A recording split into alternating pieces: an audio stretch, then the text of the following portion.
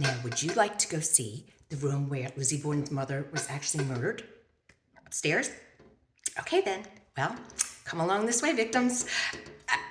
I mean, lovely patrons. That was a mistake. Sorry about that. This way. Yeah, this way. Watch your step. So, yes, you with the red hair. Yes, sir. Be careful.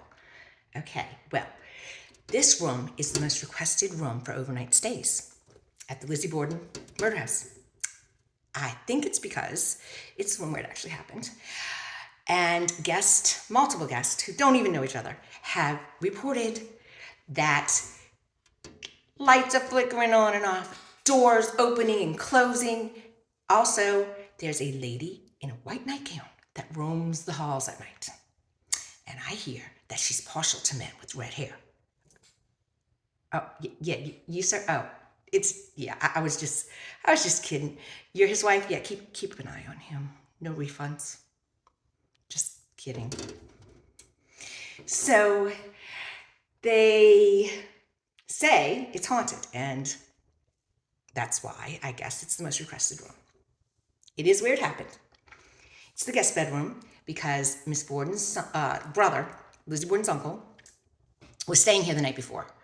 He was not here at the time, but he was staying the night before, and he'd sit in the guest room, and Miss Borden was up here cleaning it after her brother's stay. I guess they deduced that because we know she didn't tell them that. Okay, this 1892 forensics deduced from what they had available to them at the time that the time of death was 9:30 a.m. in the morning. Well, I think they used like the fact that there was correlated blood and something about the stomach remains, but that's about an hour and a half before Mr. Borden's murder downstairs, where he was found in the living room, but he wasn't home at the time. They deduce, well, actually they know from witness, and they've come to state a fact that the only two people home at the time of Miss Borden's murder, and Mr. Borden's later actually, was the maid, Bridget, who was upstairs in the third floor in her quarters, resting from morning work, and Lizzy Borden herself, of course, who, Sweet Lizzy, I call her Sweet Lizzy because I'm scared of her. She might hear me. So everybody, hi, Sweet Lizzy, hi, Sweet Lizzy. Yeah, we don't think you did it. No, not us. Good job. Wise. So she claimed, she actually had several stories, and the one that stuck, made it through the trial and the investigation, was that she was downstairs ironing handkerchiefs. She said, I think one time she said she was in the barn. The other time she said she was upstairs. But that's the one she stuck with, which I don't think was very wise, because let's face it, ironing handkerchiefs. She had a maid. She was home. Why was she ironing the handkerchiefs? If I had a maid, I'd make the maid iron the dang handkerchiefs. It's a pretty cushy job for me back then. Yeah? Good work if you can get it. So that is the official story, that Lizzy says she was downstairs ironing handkerchiefs, Bridget's upstairs in the third floor, and Miss Borden is cleaning the guest room from her brother John staying it the night before. And that's the only people that were home. Well, they also, from forensics in 1892, that's available to them, deduced that the first, well, from the axe marks, the first one, and I apologize if this is a little gory, but you're in an axe murder house. You had to expect that, right? Okay, we're good.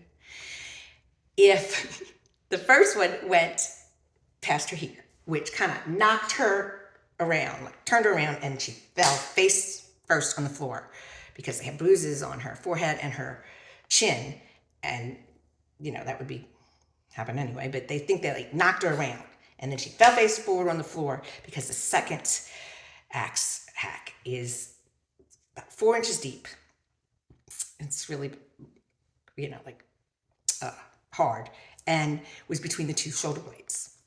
Let's hope this finished her off, because the next axe marks, 17 in all, were found between the back of her head and her neck. So that's a total of 19 axe marks found on her body. They found her in a pool of blood around her head in the guest bedroom.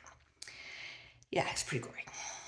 they have a photo of the autopsy hanging in the dining room because well, guess what? That's where the autopsy was performed. Apparently, in 1892, they did house calls for autopsies. Who knew? And they thought the best place to do this was in the dining room. Who am I to judge? So in the dining room, there's a picture. And if you look in the picture, you'll see the pool of blood, unfortunately. And if you look in the mirror, there's like a cloud, but you look in the mirror, you can actually see the man that's taking the picture. Really cool. Well, these are the first photos ever to be of a murder scene that in history, ever. They say, like, it's the first time they ever had photos of a murder crime scene, or they used them or whatever. It's the first ones. So that's pretty interesting. Another interesting thing, and I've always wondered this, so I looked it up. Is Lizzy Borden related to the Borden milk people? The one with the cow on the carton. I don't know if you're not from around here. I don't know if they have Borden milk everywhere. I'm sure they do, right? It's big in the South. Well, I looked it up, and they were from Massachusetts, so it seemed unlikely. But yes, they are. They're related because not much. She's the fifth cousin removed or something, and I think it was later, but hey, there you go. They were related. So the second murder was performed downstairs in the living room, and Mr. Borden was found on the living room sofa. So hey, let's check that out. Follow me.